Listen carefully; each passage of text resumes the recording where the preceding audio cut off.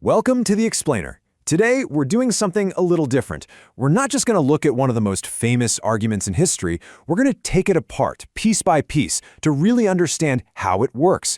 We're going to investigate William Paley's natural theology, and in the process, learn the art of deconstruction itself.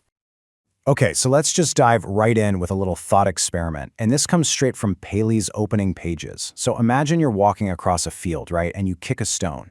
If someone were to ask you, hey, how did that stone get there? You might just shrug and say, I don't know. For all I know, it's been there forever. It doesn't really make you think twice.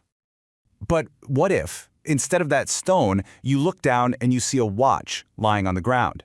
Now all of a sudden that same answer, oh, it's probably always been there, it just doesn't work, does it? The discovery of this watch, it just triggers a completely different chain of thought. So why is that? Well, the big difference here is what Paley called contrivance. Think about it. The stone is, well, it's just a lump. Simple. But the watch, that's a whole different story. It's a complex machine. You've got gears, springs, little hands, all of them working together for one very specific purpose, to tell you the time. This obvious design, this whole collection of parts that depend on each other, it demands an explanation that's better than just chance. It implies that someone, somewhere, made it. So let's break down exactly how this simple analogy of finding a watch builds into Paley's huge, world-changing argument. First things first, we've got to understand the sandbox Paley was playing in. It's called natural theology. Now, this isn't about faith or scripture or revelation. Nope. It's about using pure logic and observation, looking at the world around you and trying to find evidence for a creator. You can think of it as a method of investigation. And a specific tool he uses for this investigation is the teleological argument, which you probably know by its more common name, the argument from design. The core idea is actually super simple. Wherever we see complex purpose and function, it's just reasonable to assume there was a designer behind it. And this is his logical path, basically taking that watch analogy and scaling it up to, well, everything.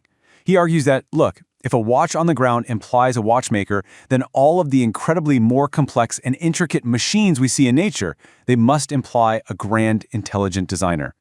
And he brought evidence. To make his case, Paley basically becomes a naturalist. His exhibit A is the human eye. He just marvels at it. Its ability to adjust focus, to control how much light comes in, to form these perfect images. He saw it as a biological instrument that was way more advanced than any man-made telescope. And for him, that was just undeniable proof of design. Then he moves on to something like a feather. And again, he points out what he sees as brilliant engineering. It's so lightweight, but it's also incredibly strong. It has these tiny interlocking parts, the barbules, that work almost like Velcro, which means it can even be repaired. To Paley, this wasn't just some random thing. It was an elegant solution to the complex problem of flight. Paley's incredible attention to detail even goes to anatomy, like the spine. He looked at the way its vertebrae are all linked together, giving us both stability to stand up and flexibility to move. And he didn't see a coincidence. He saw another clear, unmistakable sign of purposeful design. Okay, so that's the argument on the surface. It's pretty compelling, right? But to really investigate an idea, we have to look deeper. We have to learn to read between the lines and really understand the world it came from. And this right here brings us to the most important part of our deconstruction. What are the unspoken assumptions hiding behind Paley's logic? And, maybe even more importantly, what crucial scientific knowledge was totally absent from his world back in 1802?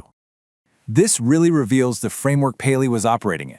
You see, he kind of assumes the designer is a good guy, benevolent. He does acknowledge that things aren't perfect, but he basically argues those imperfections don't really matter to the main point. But the most critical piece of context, the absolute game changer, is this. Paley was writing more than 50 years before Darwin would offer a completely different explanation. So how did Paley deal with things like bad design or suffering in nature? Well, he addresses it head-on with this statement. He's basically arguing that even a watch that's broken, one that doesn't tell time perfectly, still proves that a watchmaker exists. For him, just the presence of design, even flawed design, was all the proof he needed. So, how is this incredibly powerful idea challenged, and what's its legacy today? That's what we're going to get into next. This timeline here, it really shows an intellectual earthquake.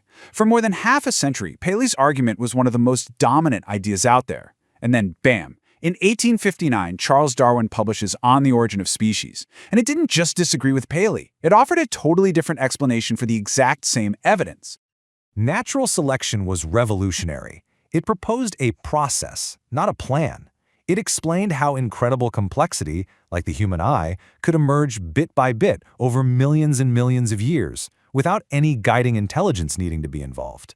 And this completely shifted the debate. Was design a finished product, the way Paley saw it, or was it an ongoing process, the way Darwin proposed? And this is why taking apart Paley's argument is so important. You see, his central question, how does intricate complexity just happen? It hasn't gone away. It's just evolved.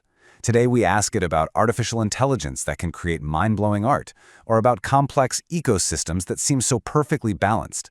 The watch on the heath has been replaced by a line of code or a delicate food web, but that core mystery of apparent design, it's still with us.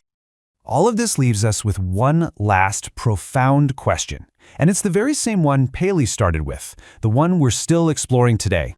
You know, whether we're talking about a watch, a human eye, or an AI algorithm, this is the essential question at the heart of it all. Paley gave his answer based on the world he saw and the evidence he had. Today, we have new evidence, new tools, and the investigation continues. So, what do you think?